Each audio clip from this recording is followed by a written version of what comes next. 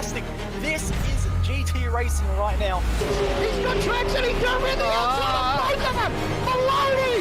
Oh, he's taking Anderson! Anderson's up to Oh my god! Big crash! Oh my goodness, half the field's gonna get rolled! Second very close. These guys are want to make their way through the field very quickly. Oh, there we go! Oh no!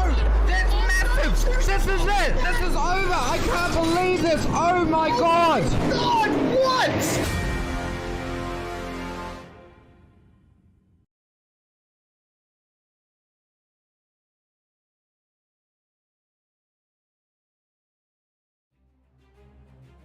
The name of the game today is speed.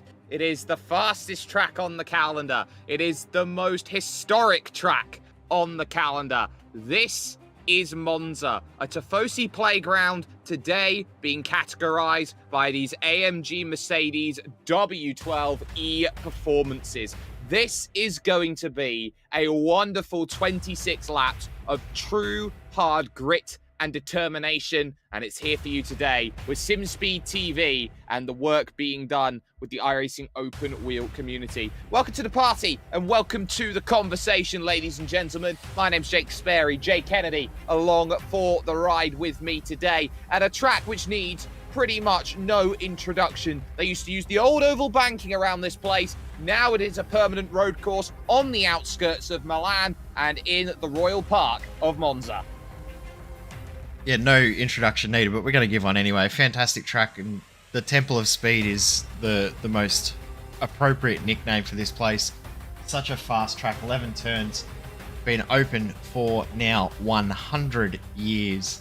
And the run to turn one is going to be very, very, very important for these drivers. Making sure you can get through turn one cleanly and not cut the course, because the slowdown penalties at turn one, lap one, very, very crucial. Get yourself through turn one. It's not over, because you then have to try and get yourself through Della Roggia before you then can start to get into single file racing. From there, I think we're going to see lots and lots of overtakes, especially into turn one.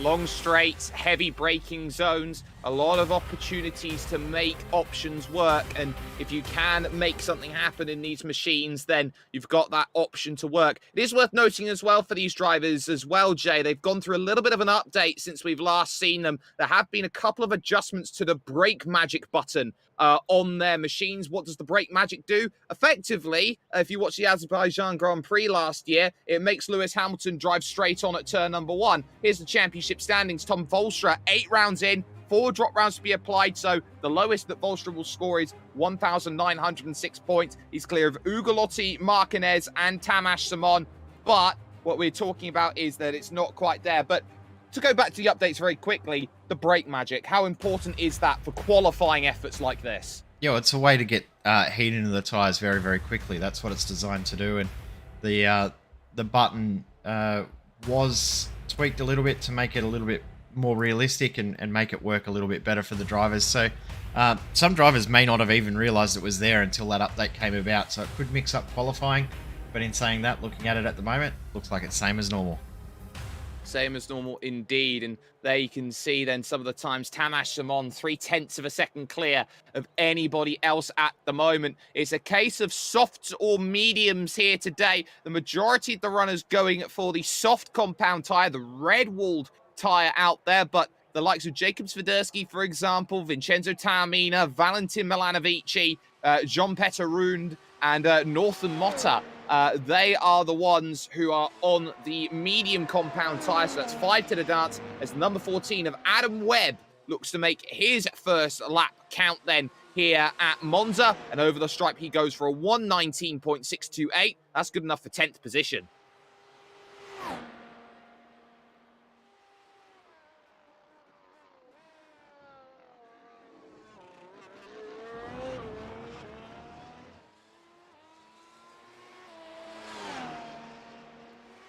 Helps if I turn my microphone on. There we go. Absolutely. So it's been just me for myself for quite a bit. So hello, Jay Kennedy's here. He's with me. But they can see, Jay, you were just about to talk about Andreas Henkel, how he hadn't had a first lap in on the board. Yeah, first lap didn't count, which is crucial for these guys to get this first lap in and get it going properly. Apologies for the choppy video. I'm working on that in the background at the moment, so I'll fix that while you continue on, Sperry. Absolutely, and he makes this run under the old oval banking here and up into the Ascari chicane, a left, a right, and then that left which leads onto the back stretch here, and this long run over to the Curva Alboreto, the final corner out on this track. The long former Parabolica here is all about commitment, down to just 210 kilometers an hour, but you pick up the power so early, make that run, narrow it as much as you can, hug the pit wall over towards the line. It's an 18.592. It's good enough for second position. And Andreas Henkel, over the last couple of weeks, Jay, has been really knocking on the door, taking key points away from Tamas Simon. Definitely has, and this is Tamas Simon. He's now on his third lap, so this lap won't count, but he will start this one on pole. But that gap between Henkel and between Simon and Volstra was looking very, very daunting for the rest of the field. So the fact that Henkel's been able to close that gap in a little bit, quite important for the rest of the field to have that gap closed down. Absolutely, and as the checkered flag comes out then in qualifying, we can run ourselves through the grid on how everyone stacks up, and we'll just have to have a look a different way, because that is not how the grid lines up here today from this wonderful racetrack right now. It is Tamas Simon who will have pole position at 118.410. He will have Andreas Henkel alongside for company there on the front row. Tom Volstra starts third, and what a great qualifying for Filippo Grandi there on home soil. The Italian will go from fourth. Oliver Stepanov, the Austrian, goes fifth, with Remy Garcia in sixth position. Also a great qualifying for him. Jorge Martinez then will go from seventh, and Kent Nielsen will line up in eighth place. Middle of the pack's going to be dangerous off of these starts. Mitchell Welker finds himself in P number 9, and the top 10 rounded out by another American, Vincenzo Taormina, with Victor Awad and Gennady Kalashnikov in 11th and 12th. Anthony Catt then will go from what is 14th position, with Adam Webb just ahead of him in 13th. Yuki Shirakawa starts in 15th position, with Matthias Moos there in 16th position. Jacob Soderski and Jean-Peter Runda make up the top 18, the Scandinavian there in 18th, with John Pat Kelly and Dylan Freckleton 19th and 20th. Ben Horrell lines up 21st. Jacob Reed ran out of fuel on his second qualifying lap. That's why he has to stick with his first of a 120.012, with Northern Motta and Ruslan Sabatov 23rd and 24th. And the field rounded out by Valentin Milanovici in 25th position on the grid. We talk about this start being one of the most treacherous starts in all of iRacing. The Rettifilo is a very tight, very narrow chicane, and if someone outbreaks themselves from very, very high speeds into very slow speeds, you can get that bottleneck, that concertina that goes up. You might be even looking backwards going through turn number 1. We hope no driver has that today, but the green flag is in the air, and 26 laps start right now. Andreas Henkel with a good start. Great start by Filippo Grandi as he tried to find a way through, but there's no room at the end as they run to the Rettifilo for the first time. And it's already contact, up and around and straight in and up and over. It's a disaster for about half a dozen cars, and it continues through the chicane. Yep, there's a lot of drivers involved in that one. And it's continuing on too. Martinez has gone straight ahead at the chicane to try and avoid it. Martinez has got to slow down. Stepanov's got to slow down. Kalashnikov, Sviderski, Welker, Ord and Rude all got slow down penalties. We've got 1, 2, 3, 4, 5 cars with meatball flags who are out of the race. We need another look at that in just a moment. It looked like Vincenzo Taormina was the driver who outbroke himself then in the opening stages. A calamity then at the start of this race, and there are no fast repairs here in the iRacing Grand Prix Series official racing. So those drivers who have got terminal damage are out of the race. Virtual Racing School replay, look at what they have to do to try and get through all of the cones. One driver manages it, but the polystyrene goes everywhere. You can see Taormina goes all the way to the right-hand side, trying to be cheeky and get himself through. But the moment he gets on the brakes, there was actually a bit of avoidance there in the middle of the pack. So someone coming across onto his line would have spooked him as he was a little bit later there was Taormina. And all of a sudden, the chain reaction happens and about a half dozen cars out of this race then in the early goings. Tamas Simon leads this race, but get this, Kent Nielsen is now third and Yuki Shirakawa is in fourth position.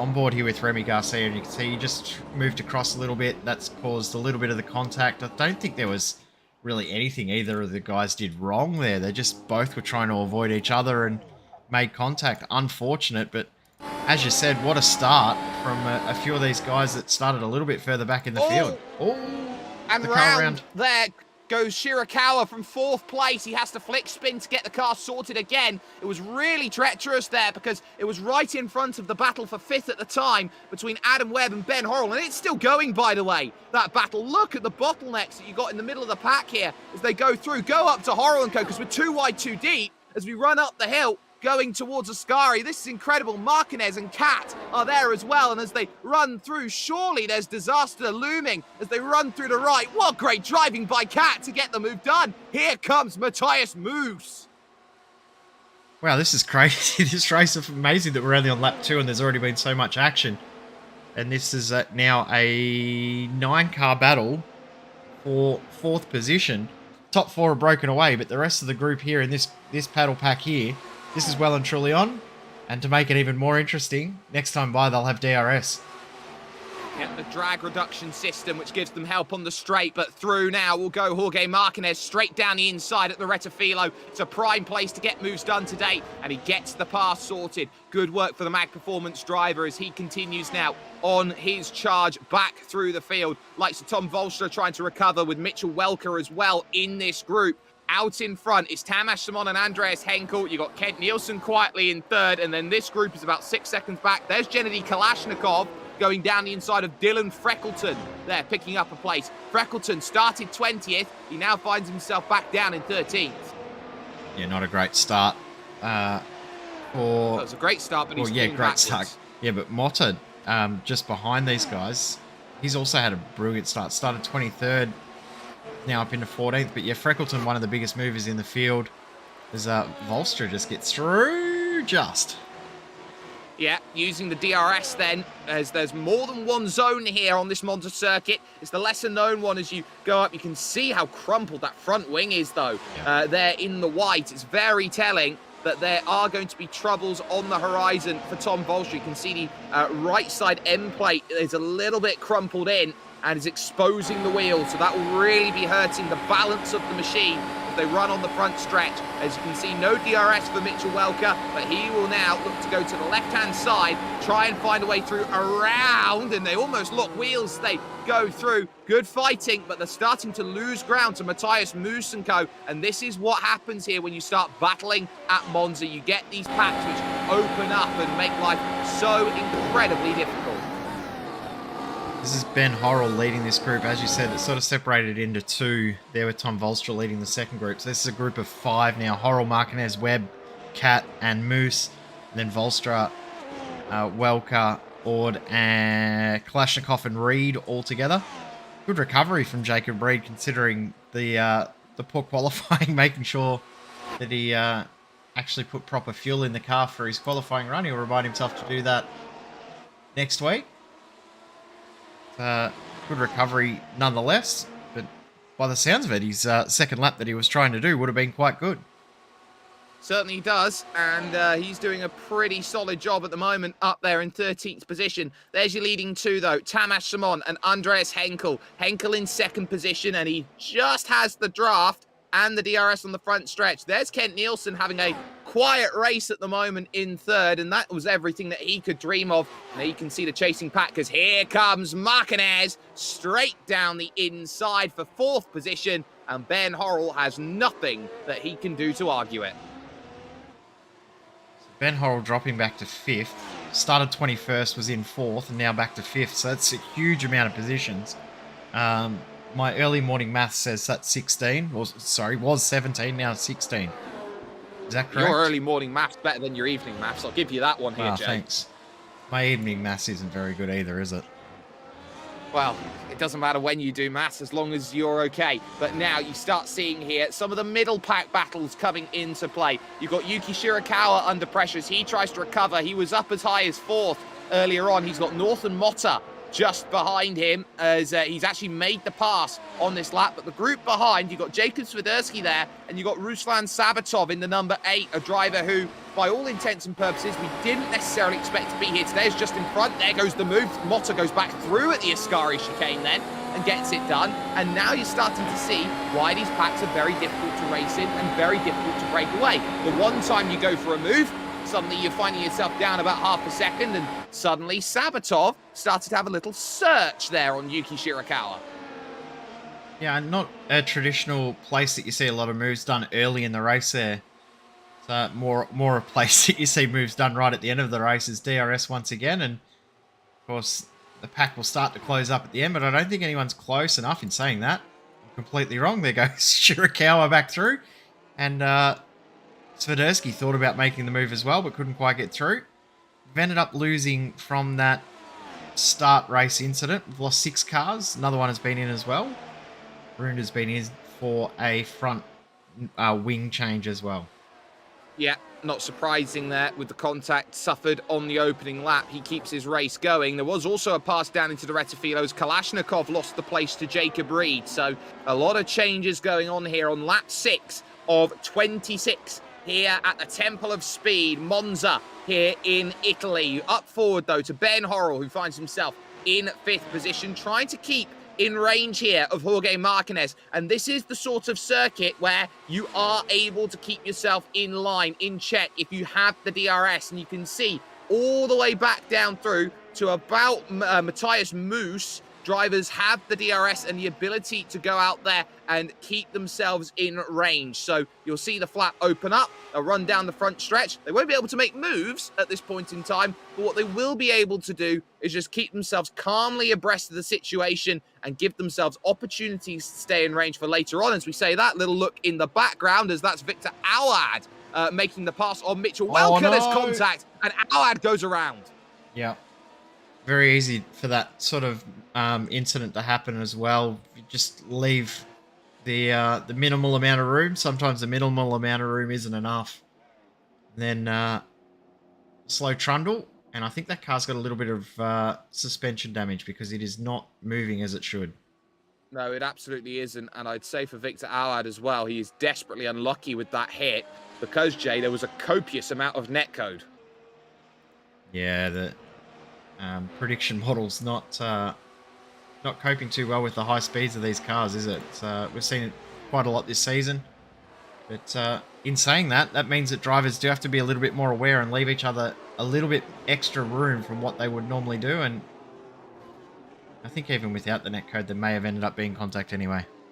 Yeah, a little bit later on in the corner, I'd have definitely thought there would have been. So Awad unlucky, just Welker keeping the nose in, and it's so difficult to go through the Retafilo chicane there, Jay, and make sure that you put yourself in a position, as we say that, great scrap on the front stretch now as Jacob Reed will now search to the right-hand side on Mitchell Welker, down on the inside with the DRS, breezing on through and taking the position away down at the chicane. It is a very narrow middle section of it, and it opens up as you go to turn into turn number 2, and then it closes back up again on the exit. So if you are trying to go too wide, you do have to leave quite a bit of room, knowing that there is that gravel on the outside. Yeah, it draws you in, doesn't it? It gives you a false sense of security that you're okay through that section, and that's why we often see incidents there, not only in sim, we see it in the real world. We saw one of the most controversial incidents of the entire real world seasons there last year between the 2 championship protagonists. So it is a controversial section of the track, and I quite like the fact that it does draw people in and suck people in with the fact that it does narrow up. Tell you what a run that Tom Volstra's got here. Volstra is absolutely flying right now. Even with the damage, he is not undeterred. Had to think about it into the Curva Alboreto. No chance there, but if he gets a drive off of the exit here, he'll use the DRS. You can see the green light there on the left-hand side of his steering wheel indicates he has the opportunity to use it. He moves out 4 lights, he's using the DRS, and he'll use all of the energy recovery system as well there, Jay. Deploy it to give himself that extra boost in brake horsepower. Yep, and used it to his advantage very, very nicely. Got half a second clear by the time they turned into the corner. That's a very, very productive little segment of the track. It's going to draw our attention back to the front. Remember, we were saying the gap at the front was around about 1.5 seconds. It was out of DRS. No more. Down to 8/10. That means DRS is back for Andreas Hinkel, and he's got it open right now. Look at the contrasting lines as they go underneath the bridge. There's a small bump there that can unsettle when you have the DRS open through that section of track, and you see it a lot when it comes to endurances, the likes of, say, Sports Car Open, for example, is one of the big Premier League racing series for endurance. You don't want to be going over that bump and unsettling. It's very similar to the raised, I would say, the raised manhole cover that is there at Monaco when you go out of Casino Square. Yeah, it's a section that you don't notice until you're in a car like this with, as you said, DRS open. So there's quite a few of those sort of segments throughout the world of racing that people probably don't realise are even there. It's going to bring our attention to something else, Sperry, because we need a replay. Oh, we certainly do, and we'll catch it here, brought to you by the Virtual Racing School. If you need setups, go to them. And this is Yuki Shirakawa in the number 11 machine, all on his own, going through the right of the first Lesmo, now into the second Lesmo on circuit. You can see he clatters the curb there, but he gets the DRS. He makes the charge then up through the hill and then back down over the run towards Ascari. And it will be at Ascari, I would have believed, where the issue takes place. He gets over the first curb very, very heavily, finds himself at the third, trying to catch the car, and that is a massive accident there into the outside barriers there. That's a huge hit for the Japanese driver. Yeah, it's ended his race, of course, and yeah, huge hit indeed. And lucky that he was out at that point all on his lonesome, because if he wasn't, that could have ended in a disaster for 2 or 3 or 4 other cars at the same time. So always dangerous when you see a car jump across a circuit like that. Back live, and here we go. Here we go. I would say he's in very elite company, though, with that accident, as Gennady Kalashnikov now races Mitchell Welker, who's really going backwards in this race and loses another position on the run into the curve at Alboreto. But he does have the DRS, and that could be a huge factor as he looks to charge on back going down the front stretch. But I was going to say that for Shirakawa, he's in very elite company with that incident, with one Mr. Martin Kroenke doing that once upon a time in the World Championships. Oh, I thought you were going to say me, because I've done that as well. But yeah, I think I've done it as well. Yeah, I think nearly everyone's done it. But yeah, I remember that moment for Kroenke in the World Championship quite a few years ago now. But yeah, to have some of the best in the world do it in some of the most important racing in the world shows that it is a very, very easy mistake to do. And another corner that draws you in, because you have to be so committed through there, that does force you to push extra hard. As we go back to this battle, Ben Horrell has lost the back of Marquez. Marquez has pulled about 2.5 seconds away from this group, but the rest of the group altogether, and of course Tom Volstra, who has closed in on this group as well, despite that damage to that front wing. Absolutely. It shows how much inherent natural pace he's got. Here comes Anthony Catt then on the back stretch, pulls out then to the right-hand side, looking to try and lunge then at the Alboreto, and he's going to get down the inside then of Adam Webb, but Webb here is going to have the DRS, but so too will Anthony Catt, because he was within the 1 second of the driver in front of him. That one being Ben Horrell is going to be a drag strip all the way down then towards that front stretch, and with Toe in front, it is going to be Catt who gives himself enough room, and on the brakes, he will hold the position. So a nice pass by Anthony Catt, the Chelsea fan. They're in 6th position now, a good move. And what's interesting about this now is that Marquez here is only 1.5 seconds off of the podium here, being held by Kent Nielsen. Yeah, what a recovery from Marquez. Remember, he had that huge slowdown, went straight ahead at turn 1 to make sure that he didn't get involved in that huge incident. And he was around about 4 or 5 seconds back from Kent Nielsen's, closed it up to 1.5.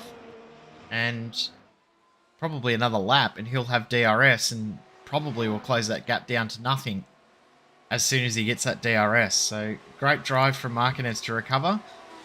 In regards to medium tyres, Federsky's still the top runner with medium tyres. Lap time wise, he's now about evenly matched pace wise on our soft tyre runners, but still finds himself in 13th. Yeah, it's taken about half the race then to cure those tyres into range, as you can see Tom Volstra having a think about the move as they go into the Alboreto once again. We go on board then from the front nose. This is what Volstra has a look at then as he gets on the power. He just gets so much of a run, and these drives are going to be trimming out these machines, going to try and get the maximum amount of drive. Volstra, even with the damage, 324 kilometers an hour on the straight, wins it under braking, and Adam Webb has to yield and go to the back of the group. Volstra, who started third in this race, got T-boned at turn number 1, mind you, by Taormina, is now back into 7th. Yeah, what a drive, and amazing, firstly, that he got away without too much damage, and then to drive the car that we can see is damaged back through the field into 7th is a great drive and a great recovery, considering the amount of points that he had the potential to lose early on. Back at the front, gap is still closing. Last lap by identical lap times, but this lap by, Henkel's around about a 1/10.5 up. It is now down to 0.6 of a second in our battle for the lead.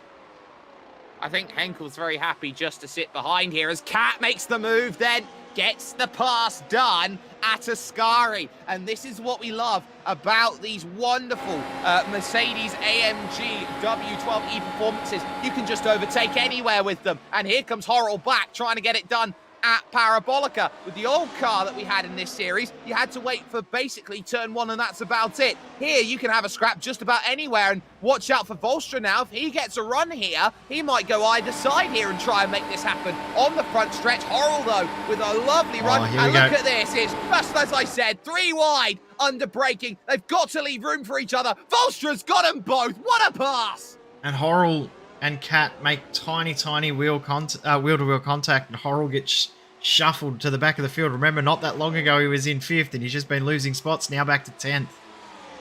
Yeah, Jacob Reed finds a way through. 3 wide into turn 1's never good. Horrell's coming straight back, though, at Jacob Reed here down the inside as we watch the leaders battle, and that's the move done then for Ben Horrell. He gets back through, so he gains 1 back, but watch these two at the front. Henkel and Simon, they've been quietly playing that cat and mouse game here, Jay, where they haven't necessarily needed to get close enough to make moves. They're not going to jeopardize their races. They have a mutual respect. They raced in the Force Dynamics Dallara series earlier on last year, and you'd have to say these two are some of the best drivers in the world when it comes to open wheel in iRacing. 100%.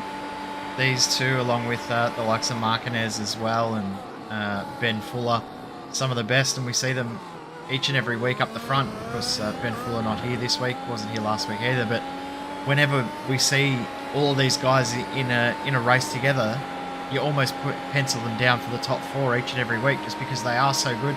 Interesting watching on board with Henkel. I don't know if you've noticed it, but he's quite content and happy to drop back to 7th gear out of 8th before the braking zone.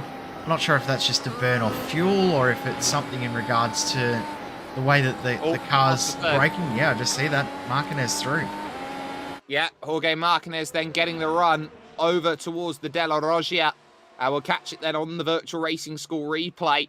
It's an interesting pass there for Kent Nielsen because it looked like he just stalled out at about 305 kilometers an hour, couldn't really gain anything more. You're going to see it here through Curva Grande. What an incredible corner it is when you go flat out through this right, trying to carry as much as you can. You can see to the left-hand side, and that is just a case of, I have so much more in straight line. Thank you very much. I'll take that away.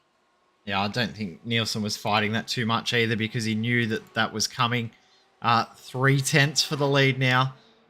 Henkel not quite close enough, but I tell you what, he's applying the pressure, and the only issue with applying pressure is Thomas Simon's awake to that, understands what's going on. He hasn't cracked under this sort of pressure before in this series. It's going to be hard to make him crack today. It certainly will, but Andreas Henkel's in a very privileged position with the way Tamas Simon has to defend. Would you say at this point in time that he's got to be really, really alert to the way he defends and how he applies the energy recovery system to defend when he doesn't have DRS? Yes. Good. Sorry, I'm concentrating on 2 other things at once here. No, it's all right, and it's a very heavy question to start asking. So this battle for the lead then, with 11 laps to go, Henkel right up underneath and has a little wiggle there in the dirty air, going through Ascari. That gives a 10th back then to Tamás Simon, the Hungarian, leading this race from the German. It is 6 different nationalities in the top 6 at this moment, which I absolutely love, Jay, because it shows that this is truly an international series. Yeah, the Asian Oceanic contingent not as strong, obviously, with the time zone, but the Japanese drivers we've had out this season have also been really competitive as well. Shirakawa's had a horrible run today, unfortunately, and we've seen in other races as well that Kazuki Umeshima has been absolutely brilliant. So great to see. The nationality that probably isn't represented in the top half as much as we'd like to see is the American contingent. Of course, Ben Fuller not here over the last couple of weeks, but we need a few more Americans coming in and trying to match it with these boys. Absolutely. And look at this as Horrell and also their Reed fighting hard through the Retafilo. They'll run through Curva Grande to the Roggia. They're starting to bring Gennady Kalashnikov into this. And look at this, tyre to tyre. They are absolutely going at it. Hell for leather as they hit the brakes, and it will be Horrell on the inside, and suddenly it checks up for Kalashnikov, who had a sniff of running it around the outside, but it didn't quite come to that. Not quite close enough, but yeah, I think it was good that he got the nose out. And guess what? Front 0.2 of a second. It is well and truly on now. Here we go.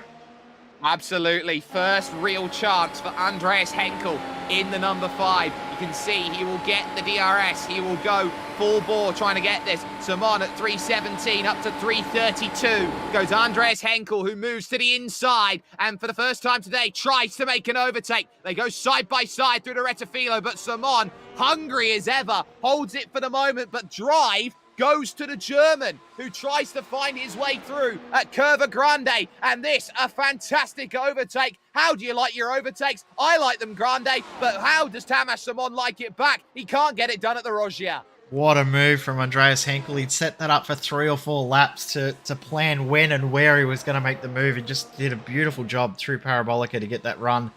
It's not over. Tamás Simon will come back here. You can guarantee that. But this battle for the lead, for the first time, changing hands in this race, and Andreas Henkel ready to try and drive away. Tamás Simon, for the first time all race, has DRS. How much energy does he have left as well to be able to deploy to attack?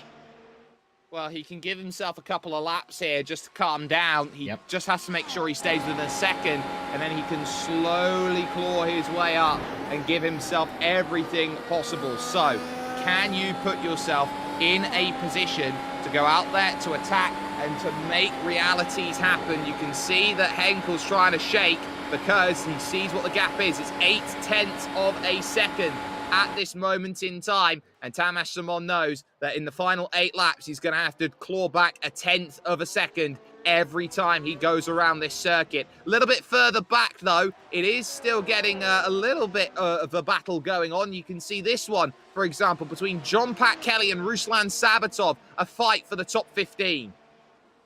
Yeah, it's just been a change of position there. John-Pat Kelly just got through into 15th position, so move forward for John-Pat Kelly. Started in 19th, now up into 15th. A good positional change there. Sabatov started in 24th, now in 16th position. Good positional change for him as well, of course. Big advantage is the amount of carnage we saw at the start of the race, but even still, the fact that you can move yourself forward quite a few spots is always a very, very big positive. As go back to Jacob Reed and Ben Horrell, 2 of our biggest movers in the field, both up 12 spots. Both of them starting together on the 11th row of the grid today, and both could come away with a top 10 if they're calm about. Oh, there he goes. There he goes. Ben Horrell, huge moment. How everybody's still in this race, I do not know, but a huge loss out of the second Lesmo, and that's why it's a dangerous corner. You get out on the AstroTurf and you'll lose all the traction. How did he not end up getting T-boned there by Jacob Reed? Reed didn't know which way to go to start with, but he did a great job to avoid. But I think just a little bit of the AstroTurf on the outside. Yep. And around he went. You can see Reed go by. And nobody making contact. I don't know how. I don't know. It's a minor miracle at this point there that Ben Horrell's still in this race. And you can see it here, one final angle. You go through, you grab the AstroTurf, and this is just heads-up driving. How on earth does he have the wherewithal to go hard to the inside and predict that? Because it's not just the fact that you're trying to predict where the car is. You got that iRacing smoke physics. It's like trying to see through, effectively, a smoke bomb. Well, and not only that too, there's also the fact that there was another car coming up behind him as well that he had to worry about as well. So that was incredible that there wasn't contact. Straight on. Oh, Ben Horrell's having a shocker. Of course, the tyres will be hyperheated. He'll be struggling a little bit. The other part to that too is we know that the tyres, by the end of the race, do get very, very close to having nothing left. That will amplify that for Ben Horrell as well. Absolutely. Let's go back to the front with 6 laps to go. Tamas Simon has halved the gap then and is close, but not quite enough just yet against Andreas Henkel. So an important then couple of laps for Tamas Simon, who's brought him back into the fight for the victory here. And it's these two who have their chance. If they come together, one of them still might win this one here, Jay, because they've got 18.5 seconds to Martinez in third. Yeah, got plenty of time behind, so they can battle away safely and not worry about what's going on behind them. The downfall to that is if they battle too hard, they don't want to make contact because that could still cost them the race. 18 seconds could go by very quickly if they get damaged cars. But these two, the amount of respect they've shown in this race so far shows you that these two are not going to make contact unless one of them makes an error.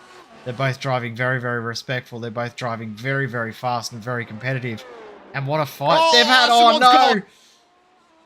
The ultimate commentator's curse. Tamas Simon spins it then, going through at the Ascari chicane, and any hopes of victory have just gone up in smoke. And commentator's curse, absolutely perfectly on me. That's pure commentator's curse. I just said that they hadn't, they wouldn't make contact unless there was a mistake, and within 5 seconds of me saying that, my apologies, Tamas, but that's just pushing that time. Yeah, trying to get the momentum through the exit of the final part of the corner, and what was a 0.3 of a second gap is now 12 seconds.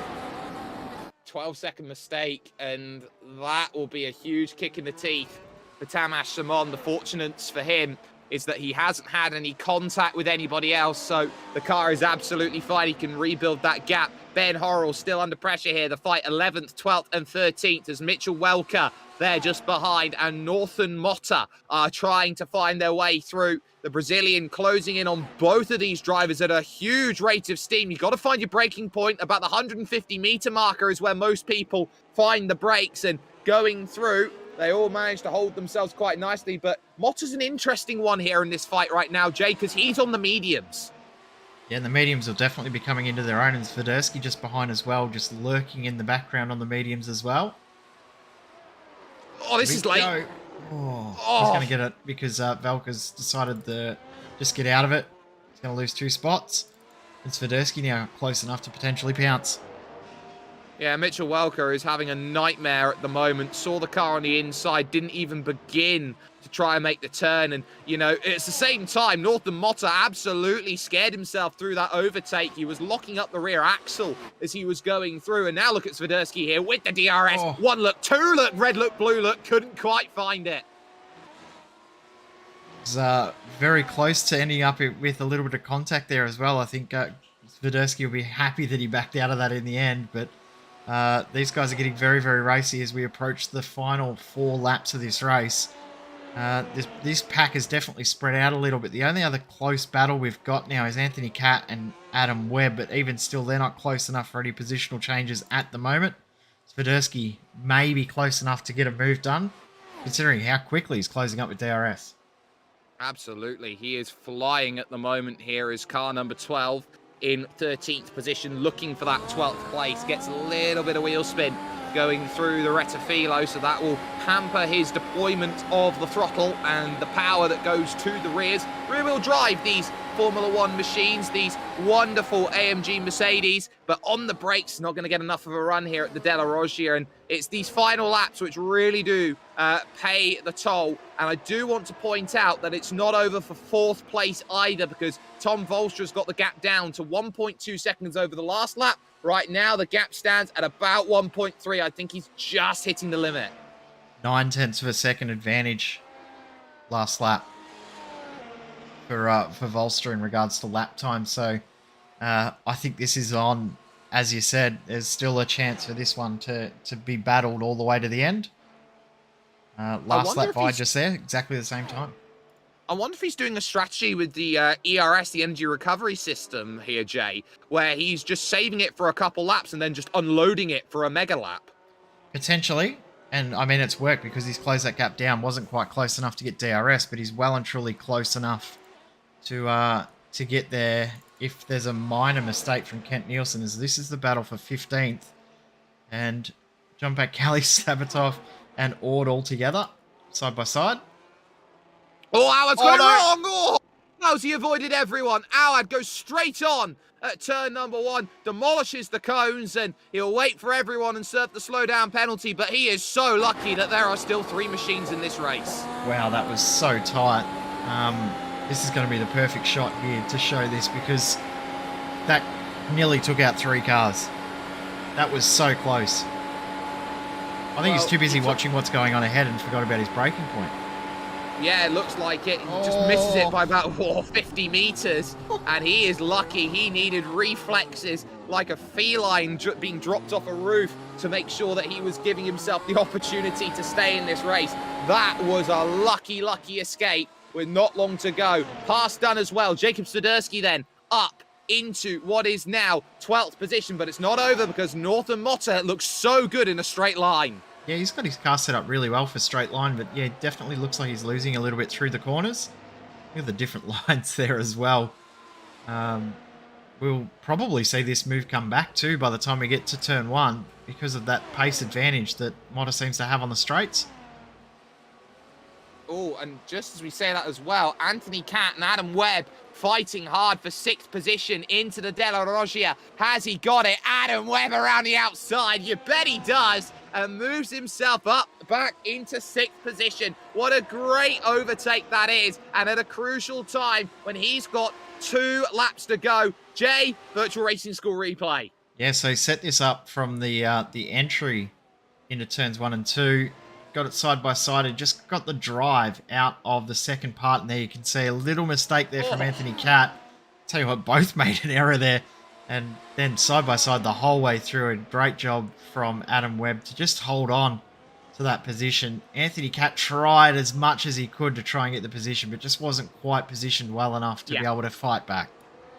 We are now on to the final lap of this race. It's on for 4th place, though, at this point in time. Kent Nielsen here under pressure. Here comes Tom Volstra, who's been working so hard to get himself into position. He goes the long road around. Nielsen's going to keep himself in there. They just leave each other enough room. Volstra struggles on the exit, and now here comes Kent Nielsen then with the run. He's got the advantage for the moment, but as they go through Curva Grande, it will just extend and extend and extend. You're going to have to be brave on the inside if you want it. He slips back into line. Great effort there from Volstra, but just not enough just yet. He's still got chances, though, as your race leader comes out of Ascari and now just has the Curva Alboreto to go. He, the only driver today who has been faultless with the way that he has driven. He who avoided lap 1. He who is able now to say he is a back-to-back winner. Andreas Henkel has got late season form. He wins at the Temple of Speed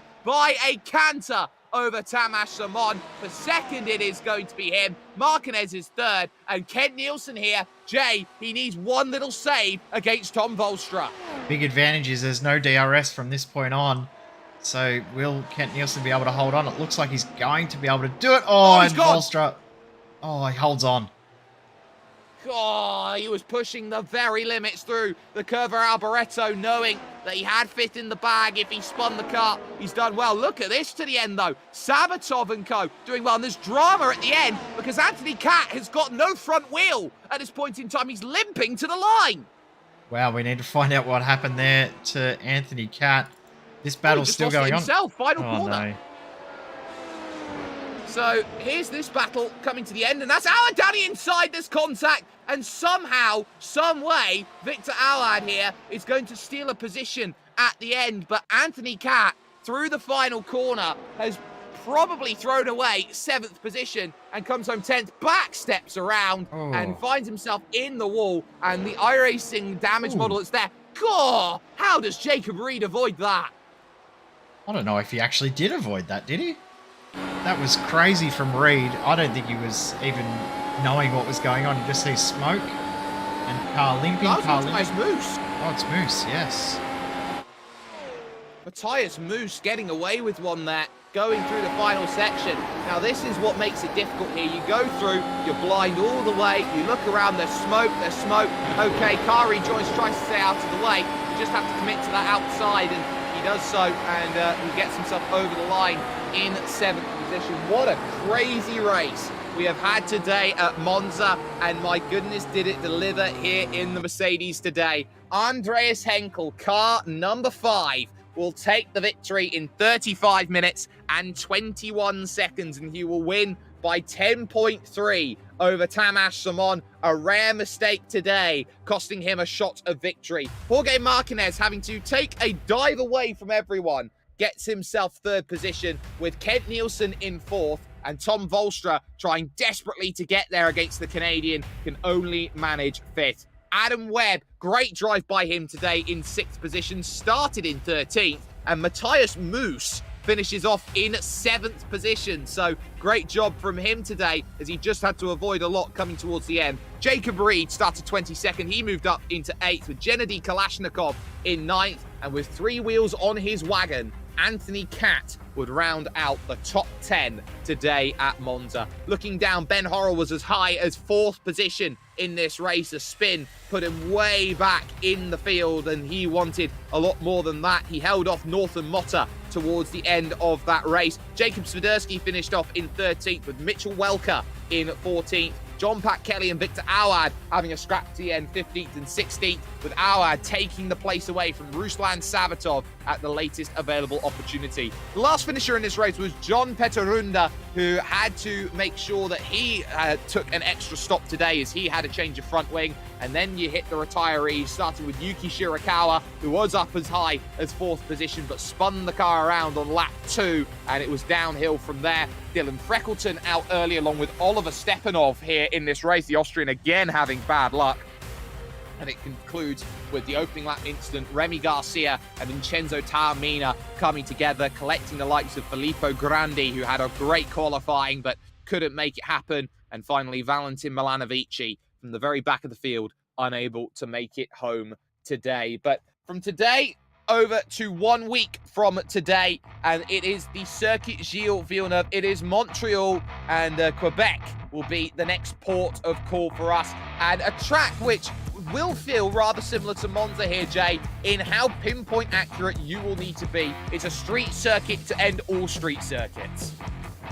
Yeah, and a little bit of a tweak to the circuit as well in regards to off tracks and things like that as well. So it will be a little bit of a different experience for a lot of the drivers, but it should provide some great racing. It always does in almost every series we go to at this track. It's one of my favorites. I know it's one of your favorites as well, Sperry. I'm looking forward to next week. I certainly am. The only place you can catch it is with us at SimSpeed TV. If you haven't had the chance to already, like, share, subscribe, and get yourself in on the action here with us. A massive thanks has to go to the iRacing Open Wheel community, who bring us these incredible iRacing Grand Prix Series races, along with the Virtual Racing School, who are sponsors of this incredible replay system that we have here at SimSpeed. From Jay Kennedy pulling double duties, cameras and commentary, myself, Jake Sperry, it is Andreas Henkel going back to back getting what he wants, which is a great run of form moving forward. It's the first time that Tamash Simon has made a mistake here on broadcast, and this championship is far from complete at this point in time. All we know is Gilles Villeneuve will have a very, very important race attached to it. Salut, Gilles. You're going to have yourself a real fun time.